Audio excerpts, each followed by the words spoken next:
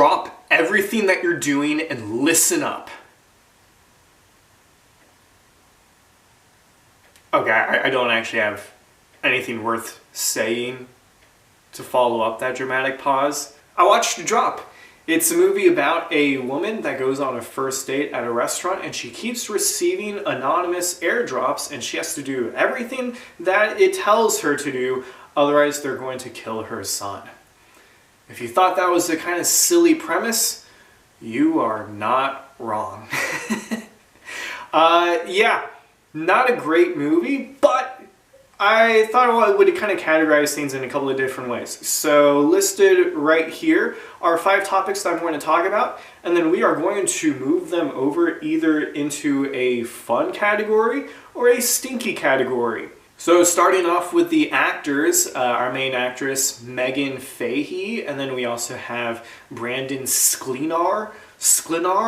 These are not actor names that roll off the tongue, but they're the ones going on the first date. And there's not too much depth going on with it. To be fair, I think with our main lead, Violet, they actually do a good job overall of portraying some past trauma that she has. But beyond the trauma and her being a mom, there's not much going on under the hood. And then you also have Henry, who's probably about as interesting as a stoplight at night that only flashes yellow. He's definitely there as the comfort blanket with just a little bit of intrigue hiding beneath the surface, but we're all aware that he is not the main focus point of this movie, and it shows. There's minimal character development that goes on. That's not really the point of this movie. It's overall a pretty lighthearted movie, actually, so I think they fit in some stuff into what they focus on and what they care about. There's not all that much going on. And so overall, I think actually the actors, I would put the actors themselves as fun. I think they do a decently good job with how much they're really working with here. But I can't put it in that category. With as little that's going on with the characters themselves, it's our first stinky of the day. But easily my favorite element of this movie is the whodunit portion of this. And that goes into the fact that there's a proximity element to being able to send an airdrop. So they really set up the scenario and even give us some panning shots to say it's gotta really be someone in the restaurant that is sending these airdrops. And you see like a lot of the characters on their phone. And that's what I genuinely had fun with doing, was trying to figure out who it was. It's not a masterclass of whodunit because that's not what the movie is, but there is a little bit of an element to it. And I am biased, I do enjoy whodunits anyways, but to me, that easily belongs in the fun category. What is easily the biggest element to the film, the biggest selling point, is the fact that on this first date, Violet has to follow all of the instructions from these airdrops, otherwise bad news is going to come to her family. There's a lot of shenanigans that the mystery antagonist has Violet get up to, and this is really where we start talking about how you gotta suspend a lot of disbelief for this film, and there's just too many holes and just too many opportunities of how Violet has to interact on this first date, and then how the characters end up behaving in the way that is needed for her and for the plot for me to ultimately overlook. I can also be selfless enough to recognize that I was in a pretty full theater and there were a lot of reactions from the audience, and that also goes into the side characters and some of the silliness and the movie not taking itself too seriously overall.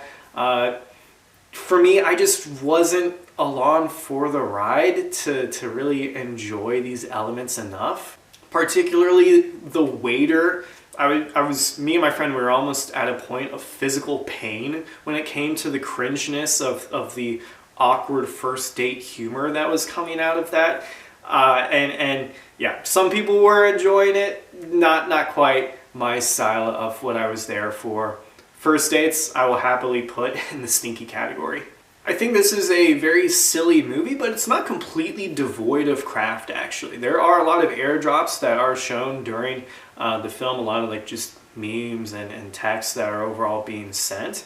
And there's some interesting aspects of the visual presentation as Violet reads them and as she tries to cover what is being sent to her while still interacting with the characters around her. But with many horror movies, you reach the point where they continue to increase the stakes, and it reached the point of in real life, you would take your chances. If you're wondering, why doesn't she call the cops? Why doesn't she tell people? They take care of that pretty fast with some airdrops. But once the shenanigans really hit the fan, yeah, we would call it a night and take our risks. And there's just too many logical disbeliefs overall to overlook for this one. Once we start reaching the final 25-ish minutes of the film and how things play out in the way for us to reach our conclusion, there's not enough payoffs overall. There's a couple of payoffs. Again, we're not completely devoid of craft with this, but yeah, it's a silly movie. I don't want to spoil it for people that will go see it. Wasn't enough for me. It's got to be stinky. I definitely feel like I have to explain the final topic here. Brandon Sklenar, however you say his name, in this movie, in Drop, his role, his character is as the clear love interest. It's a complete contrast to the main character's abusive ex, which is literally the same exact description of his character in It Ends With Us. Means really little, but I think it's a very interesting typecast for him to have. So from a personal perspective, I enjoyed that. I thought it was kind of funny. And you know what? I'm going to move that over to the fun category. Overall, I was not ready to turn my brain off quite enough for this ride. As long as you're fully aware of what you're getting into, there were a lot of people. There was one person that actually clapped when the credits rolled. Blew my mind. People enjoyed themselves. So, don't just take it completely at my word of all the stinkiness that I just described from this film. So even if you're okay with knowing that it's not going to, shed some tears for you, my advice is it's not worth spending more than like $5 to go see this movie if you're going to go see it. But if you want my actual opinion, which is, kind of what we're doing here, it's a pretty dumb movie. Definitely stinkier than it was fun. So I think a 4 out of 10 is appropriate for this one. And I think that'll be it.